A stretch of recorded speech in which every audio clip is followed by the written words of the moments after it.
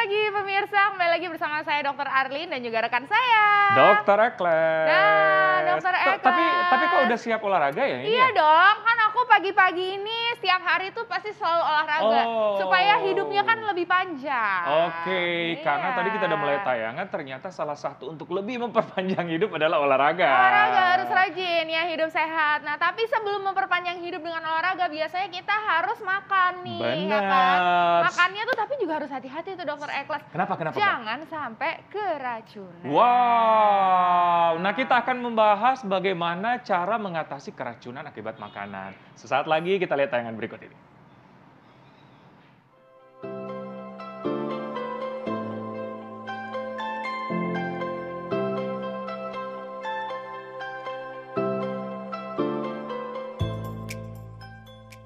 Pernahkah Anda mengalami keracunan makanan hingga memiliki kondisi yang tak menyenangkan? Jika iya, Anda harus tahu nih bagaimana melakukan pertolongan pertama pada keracunan makanan. Kondisi ini umumnya dianggap sepele hingga bisa berakibat fatal bagi kesehatan kita ya pemirsa. Keracunan makanan biasanya terjadi karena mengonsumsi makanan yang terkontaminasi virus ataupun parasit hingga bakteri.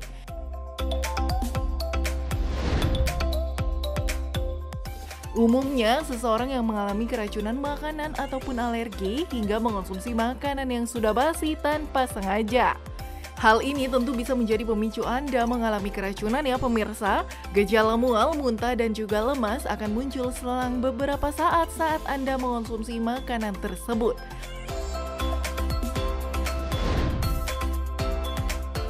Lantas bagaimana ya cara melakukan pertolongan pertama jika mengalami hal ini? Berikut simak jawabannya bersama dokter di Studio Hidup Sehat hari ini. Keracunan makanan. Terus bagaimana cara mengatasinya? Paling nggak enak tuh ya, Dokter Arlin ya? Iyalah, betul banget. Karena kita kan makannya kan udah semangat, enak, tiba-tiba makanannya enak, tapi keracunannya nggak enak. Sakit perut dong akhirnya. Nah, bagaimana cara mengatasinya dan penyebabnya seperti apa? Sudah kedatangan Dr. Firlinanda, spesialis penyakit dalam konsultan gastroenterohepat. Yes! Wow! Apa kabar dokter? Baik, alhamdulillah dokter Ekles. Makan sehat ya hari ini ya? Nggak ini sehat, ya? alhamdulillah. Nggak keracunan ya? Oh jangan dong. Jangan sampai. Nah ini mengenai keracunan makanan nih dokter. Ini banyak sekali mitos atau fakta karena sering terjadi pada masyarakat. Yang pertama ini dok, mitos atau fakta sih dok, bahwa bakteri dan virus itu adalah penyebab dari keracunan makanan. Ini fakta atau mitos? Jelas ini adalah fakta. Fakta. Betul. Karena memang keracunan makanan itu adalah disebabkan oleh bakteri-bakteri dan virus-virus yang biasanya ada di makanan yang memang tidak dengan pengolahan yang baik atau tidak dengan penyimpanan yang baik. Misalkan contohnya kalau bakteri itu ada namanya Staphylococcus aureus. Dia biasa di daging-daging tuh yang disimpan di lemari pendingin tapi nggak baik kondisinya. Terus virus-virus yang lain misalkan kayak rotavirus, hepatitis A, bakteri yang lain misalkan yang sering kita dengar salmonella tuh penyebab tipes. Penyebab tipes ya dok. Paling sering tuh belanja roti. Roti itu kan dia cepet banget ya? Bener, cuma 5 hari kayaknya ya. Iya gitu, jadi kayak bener-bener harus cepet gitu makannya gitu kan. Nah itu bagusnya apakah pas harinya atau sehari sebelumnya gitu? Sehari sebelumnya. Sehari sebelumnya. Tentunya juga dengan penyimpanan yang baik ya. Oh begitu, biasanya kita, hari ini kadaluarsa ayo cepet dimakan, berarti itu sebenarnya udah kadaluarsa? Sudah kadaluarsa, sebaiknya jangan di hari yang tanggal kadaluarsa atau apalagi sesudahnya gitu. Oke, berarti H-1 ya? H-1. Iya. Oke, nah ini yang perlu diperhatikan nih para pemirsa ya. Jadi sebaiknya H-1 ya dari tanggal yang tertera. Betul ya. Oke, ada fakta mitos selanjutnya. Benar. Nah, alergi makanan bisa menyebabkan keracunan makanan. Fakta atau mitos, dokter? Nah, itu mitos. Oh, itu mitos. Oke. Karena itu sebenarnya dua hal yang berbeda, dokter Ekles. Jadi alergi makanan sama keracunan makanan itu dua hal yang berbeda. Jadi tidak bisa saling menyebabkan.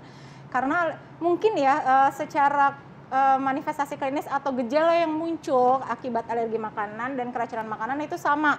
Bisa juga diare, bisa juga nyeri perut, ya kan, mual, muntah. Tapi itu dua hal yang berbeda. Kalau alergi makanan berarti orang itu tidak bisa menerima jenis makanan yang ini nih.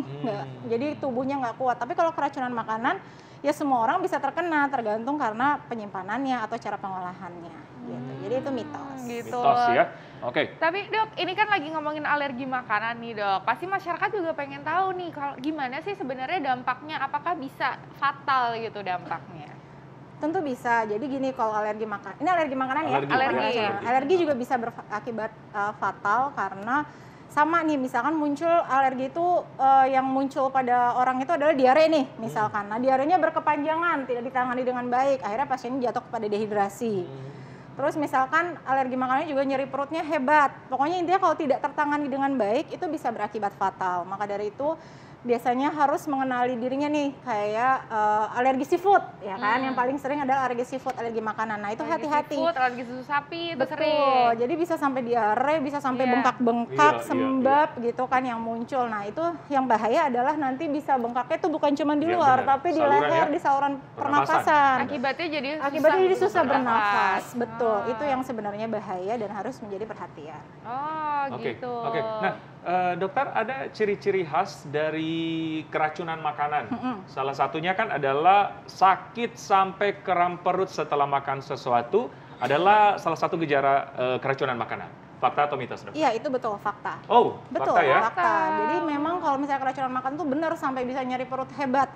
Itu salah satu gejala yang bisa muncul akibat dari keracunan makanan. Dok, tapi ini kan kram perut kan mungkin kita juga banyak sering gitu ya mengalaminya gitu, apalagi betul. Perempuan gitu. Ada nggak sih Dok pembedanya gitu ya antara si kram biasa gitu ya dengan si kram karena keracunan makanan?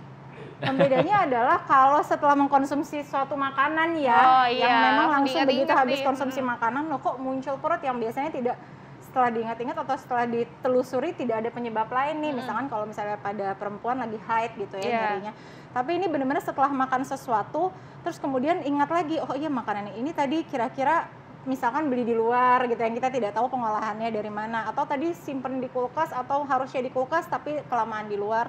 Nah itu yang bisa membedakan, karena kalau nyeri perutnya sih itu tergantung subjektif ya, maksudnya orang bisa berbeda-beda gitu, jadi bisa saja nyeri perutnya sama, tidak bisa dibedakan, tapi mungkin ditelusuri kira-kira penyebabnya apa sih sebelumnya. Atau ekspresinya kali, kayak tadi saya salfok sama ekspresi di tayangan kayak sakit banget gitu. Kayak gimana gitu. Oke, dokter, ini ada fakta mitos berikutnya nih. Orang yang usia di atas 60 tahun, anak balita dan wanita hamil, beresiko fatal jika keracunan makanan. Fakta atau mitos? Tapi jangan dulu, dokter. Sesaat lagi kita akan kembali tetap di Hidup Sehat.